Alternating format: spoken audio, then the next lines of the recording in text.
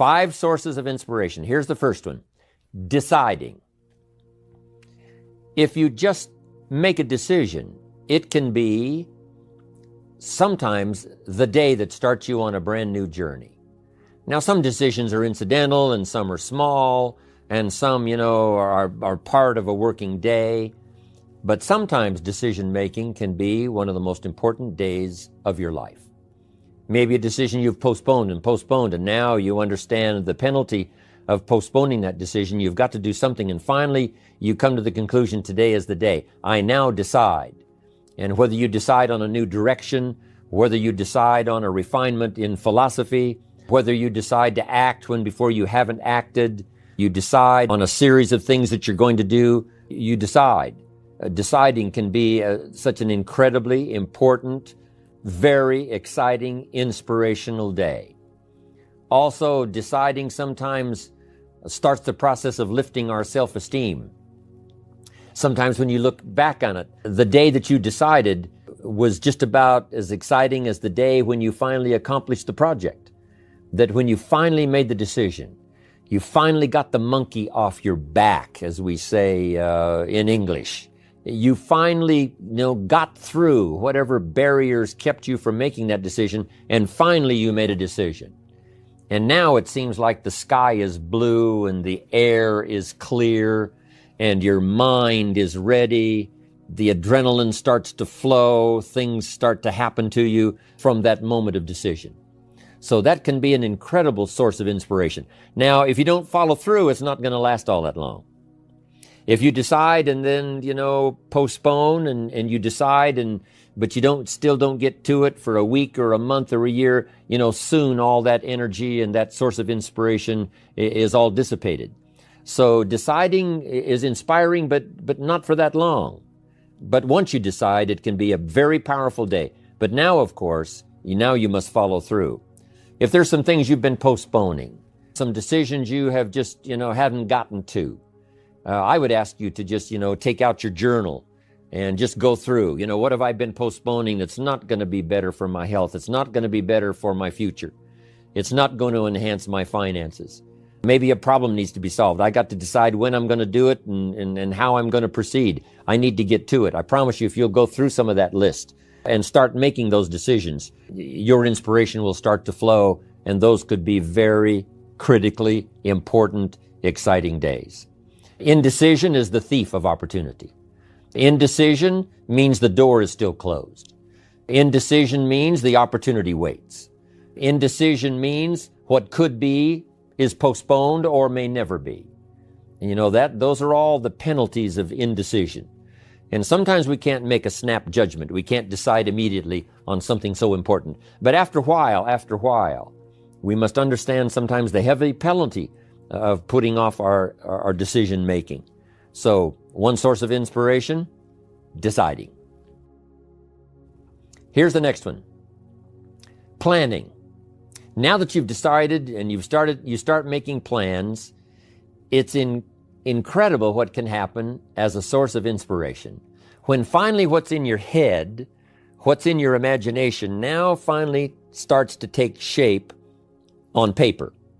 I had a concept of what I wanted. I had a dream of what could happen for me. If it could happen for others, maybe it could happen for me. But when I started putting it on paper and started making the plans, that was an incredible source of inspiration for me. Because the plans seemed to now start making it real. That what I had thought about, what I dreamed about, now I'm actually getting to it by making a plan. However, you can make all the plans in the world, and it is a source of inspiration for only so long. And you can make one plan, and then you can make another plan. And you can make some plans today, and the next day you can make some more plans, and the next day you can make some more plans. And it is a very exciting source of inspiration, but only for a while. I'm sure we would all agree that making plans, that inspiration wouldn't last for a week. Now, that inspiration now must drive you to do number 3.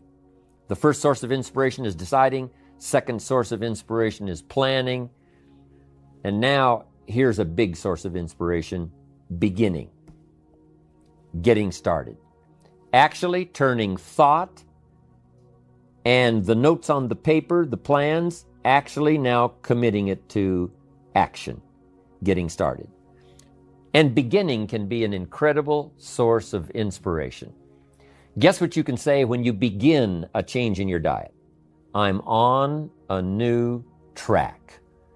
I have carved out for myself a new beginning. I'm on my way to the most incredible health. I will never be the same again. I'm leaving the old, undisciplined part of me. I'm leaving that behind. I'm a new person. I'm taking my first shake. I'm swallowing the first tablets. I made my first, walk around the block that I'd thought about for so long and never did. I finally did it today. I've started. I have begun. That is an incredible source of inspiration. And that is to start, to begin. You cannot believe what can happen to your self-esteem. And many of you have already experienced it. I'm just asking you to begin something new in all the areas of your life. Maybe you've always thought about benevolence and you just haven't gotten started, or you haven't made the plans, or you haven't made the decision. I'm asking you to start taking that stuff now that's in your head, that imagination, which is very powerful, and it's a great source of inspiration in itself. But then I'm asking you then to decide, use that inspiration. Then I'm asking you to make plans, begin to make plans, use that inspiration. And then if you take that first step, it can be the first step of an incredible journey. And so beginning can be an incredible source of inspiration. And beginning can be many things. Beginning a new commitment to learning. You say, I'm going to have a library second to none, and I bought the first book of my new library today. I'm going to be surrounded by information and inspiration. The cassette tapes and the videos and the books. I'm going to have a library second to none. I've thought about it. Wouldn't it be wonderful? I've started making plans. I've provided some space in my room for my expanded library. But here's what's exciting. I got the first book today. I've gotten started. This is just the first of many, many books. This is the first of a whole flow of information for me.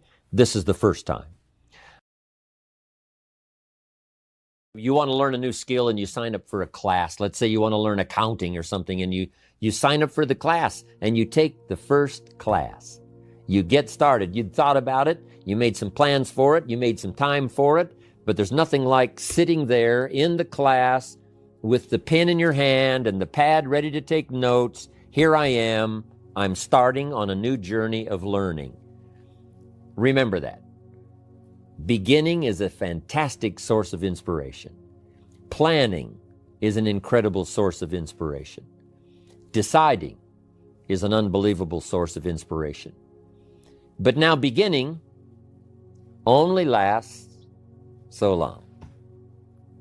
If you begin that first week and then you don't continue, yes, you'll be inspired by deciding and planning and beginning. But all of that now will start to fade away if you don't do number 4. One of the great sources of inspiration is progressing. Once you've gotten started, now you proceed, you progress. Now you go to class the second week, you go to class the third week. But it's not only progressing in terms of time, it's progressing in terms of what you're learning, progressing in terms of getting the information that you hadn't discovered before. Now you're excited about that. Progress. One of the greatest sources of inspiration is progress.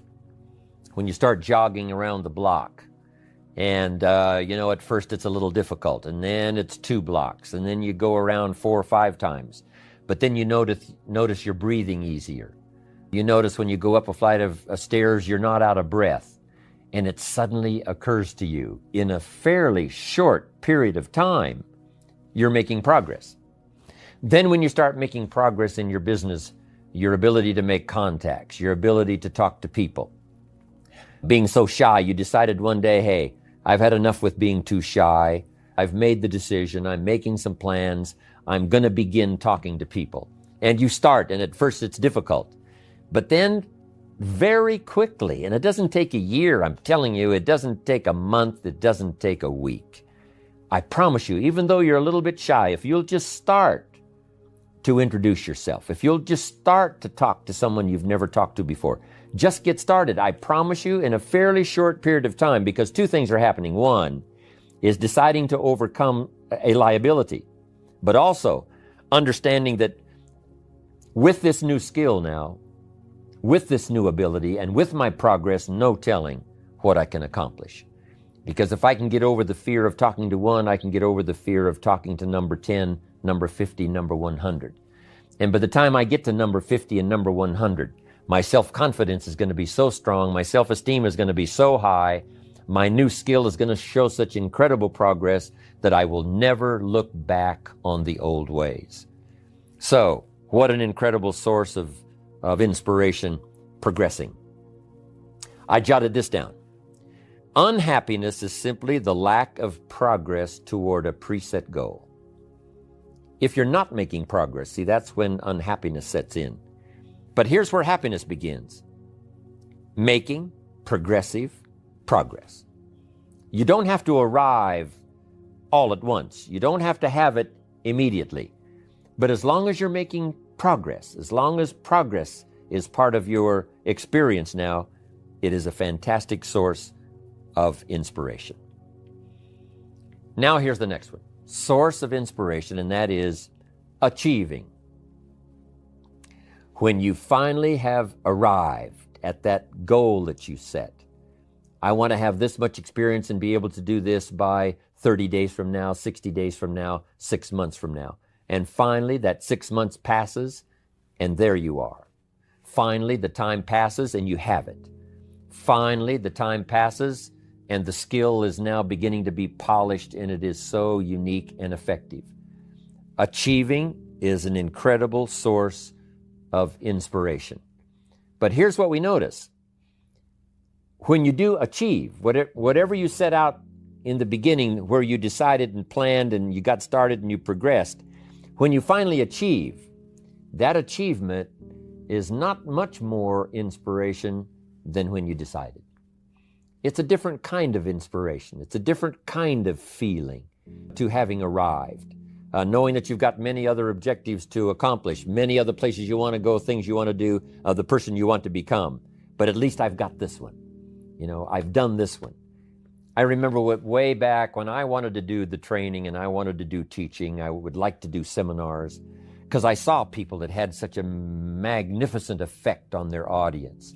They used the language to such an unbelievable degree. I could tell that something was mixed from their heart and their soul and their mind and their vocabulary, and this mixture of stuff together presented to someone's ears to hear and a heart maybe to believe and a mind to understand, that the most incredible magic could occur. I thought to myself, if I could possibly do that, it would be the greatest feeling in the world.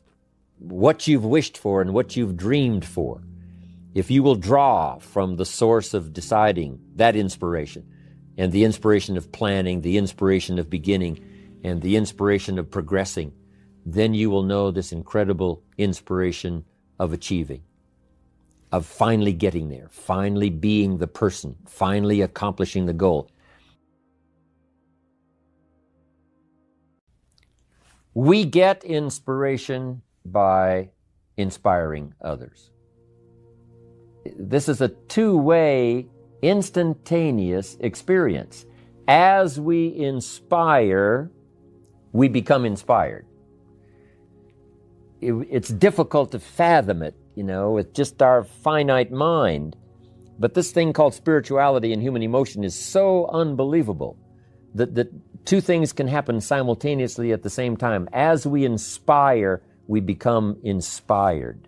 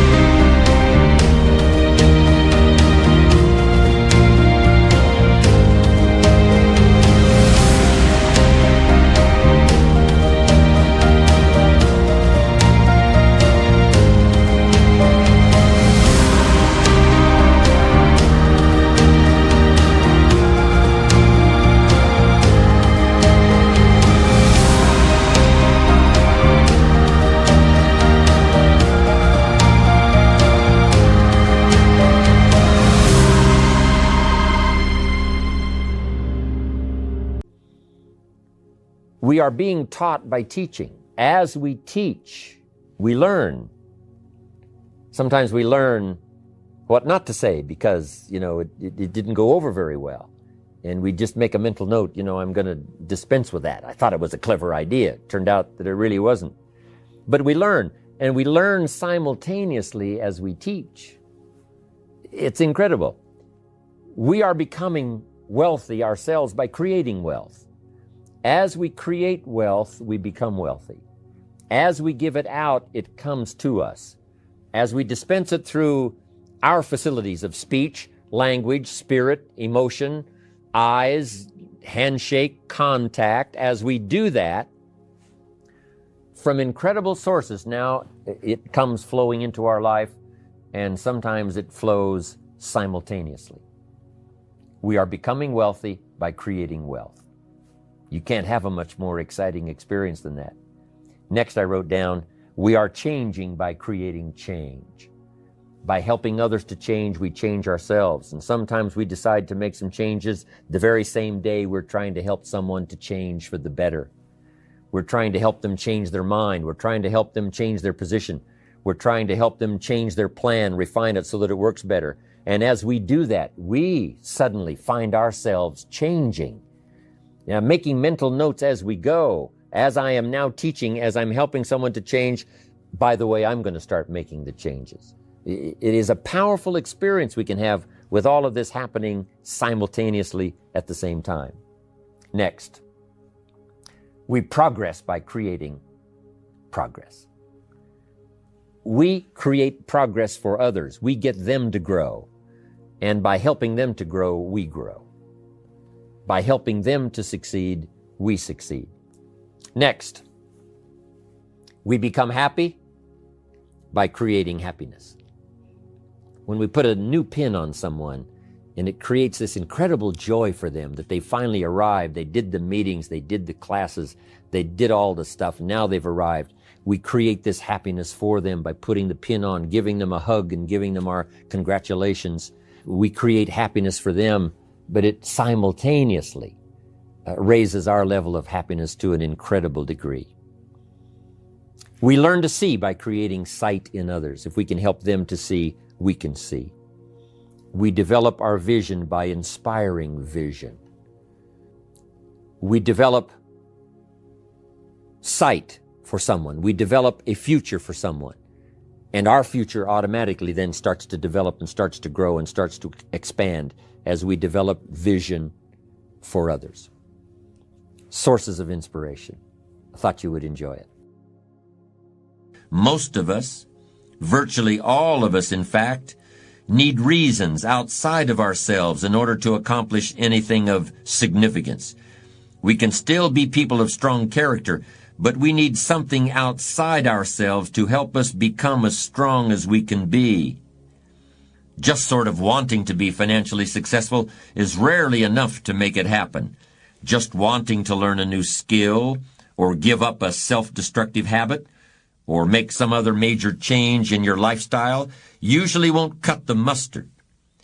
But what if you had to get a large amount of money in order to afford the very best medical care for someone you love? What if you had to learn how to speak a new language in order to save a family member who had been imprisoned in a foreign country? Or if you had to change your way of living in order to find a way out of some other life or death situation? Your motivation would move to a much higher level. If you're like most people, having to is a lot stronger than wanting to. But often, and especially when you're young, that difference isn't always clear until someone points it out to you. In my own life, it was my mentor, the late Mr. Earl Schoaf, who pointed out the distinction between wanting to on the one hand and really wanting to, or even having to, on the other. By doing so, Mr. Schoaf did me a great favor, and after we'd talked about this, I felt for the first time I was really pointed in the direction of success. The way it happened was really very simple and straightforward. Mr. Schoaf simply took me aside one day and said, "Jim, you have enough talent and intelligence to really accomplish a lot in life, but you just don't have enough reasons to make it happen. When I heard that, something clicked inside my head. This was truly a key insight, a turning point in my life. I had always doubted if I had enough ability to be successful, but suddenly I realized that having enough ability was not the problem. The problem was having enough reasons. We need all the help we can get in terms of motivation, but of course different people are motivated by different things. I've read a number of studies on motivation, and the ones I've found most convincing have isolated 4 main factors as the most powerful human motivators. I'll go through them one by one, and I urge you to listen.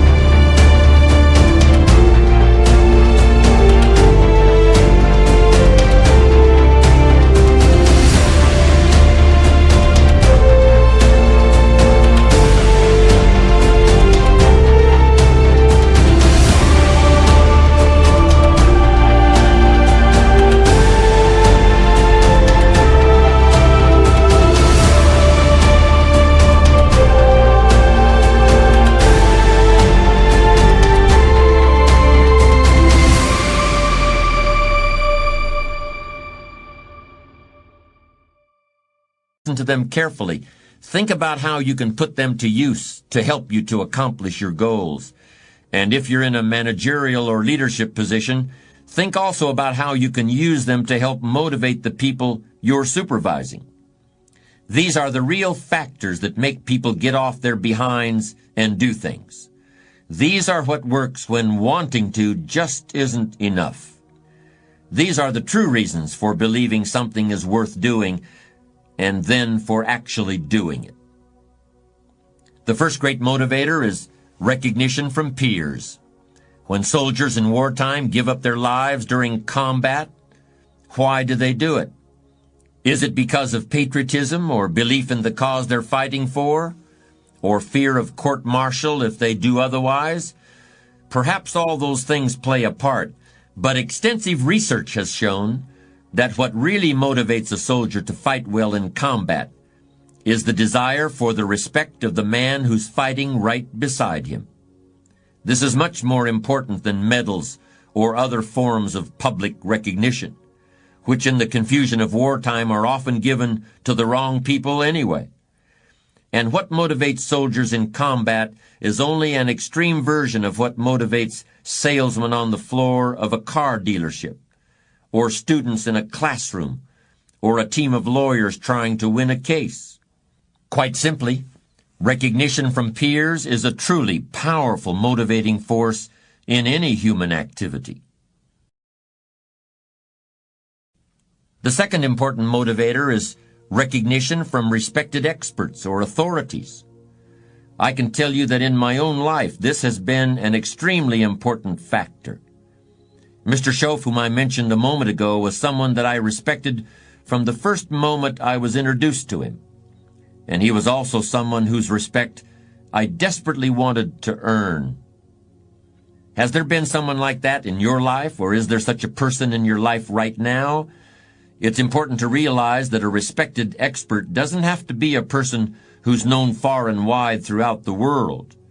You are the one who establishes the qualifications, though very often people who you find impressive will be equally impressive to others. Once you've met such a person, or even if you've seen them from a distance or perhaps read an article about them in the paper, don't hesitate to politely approach them and introduce yourself.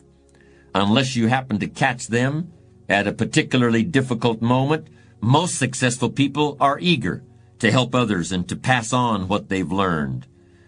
Sure, I was apprehensive about meeting Mr. Schoaf when I first saw him, but I shuddered to think what my life would be like if I hadn't done it. From a motivational point of view, the great thing about establishing a relationship with a mentor is that you eventually become so close to that person that you can almost hear them advising you, even when they're not really there. Earl Schoaf passed on years ago. He died suddenly at the age of only 49. But I still feel like he's talking to me every day. I still feel also that I want to earn his approval and respect.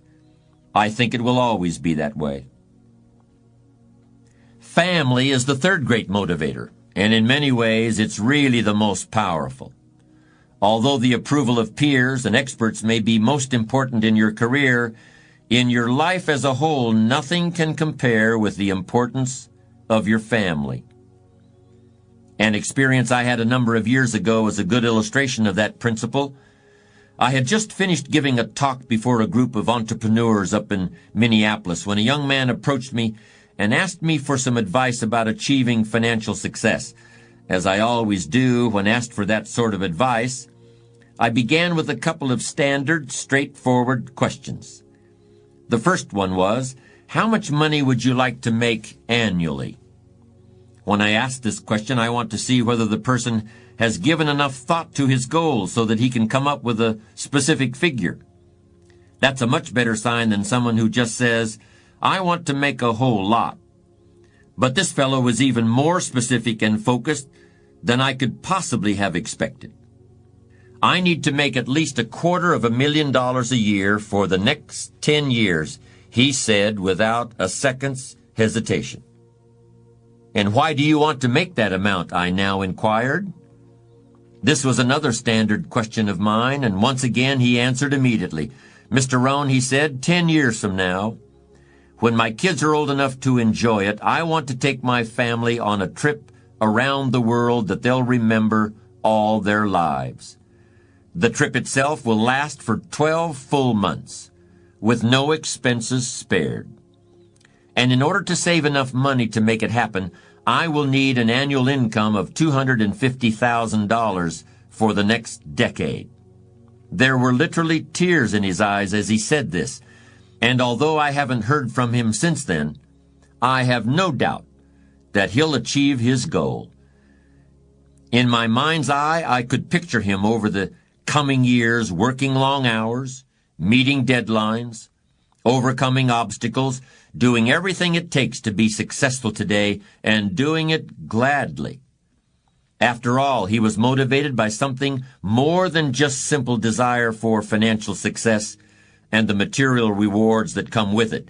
This man was working because he desired to give his wife and children a lifetime's worth of priceless memories, And if that isn't a reason to believe, I don't know what is. A person who can feel that level of emotion for other human beings is truly blessed. And a family who can have that sort of man for a father is truly blessed as well.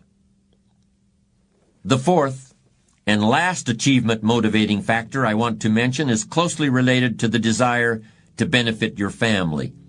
In fact, you could say it's a desire to benefit the whole family of man. Let's call it the impulse toward benevolence, toward sharing your wealth and wisdom with the world. I'm fond of a story about Andrew Carnegie, the Scottish immigrant who founded the United States Steel Company in the early years of this century. When Carnegie died, a yellow sheet of paper was found in his desk on which he'd written a note to himself when he was still in his 20s. This note set forth the main goal of his life. It read, "I'm going to spend the first half of my life accumulating money, and I'm going to spend the last half of my life giving it all away." Did this impulse toward benevolence provide to be a strong motivator for success? Well, during his lifetime, Carnegie's fortune was estimated at $450 million, the equivalent of $4.5 billion today. And he did have the joy of giving it away.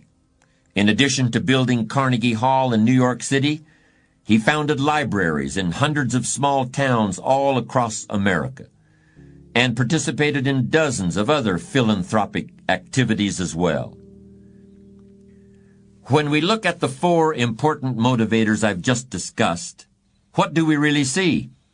The thing that I immediately notice is that they all involve other people, whether it's peers, mentors, family members, or simply fellow members of the human race. It's ironic, isn't it? In order to be successful, you need this very internal, very personal, very unique thing called strong character. But in order to acquire that innermost quality and set it to work, you need people other than yourself as reasons to believe.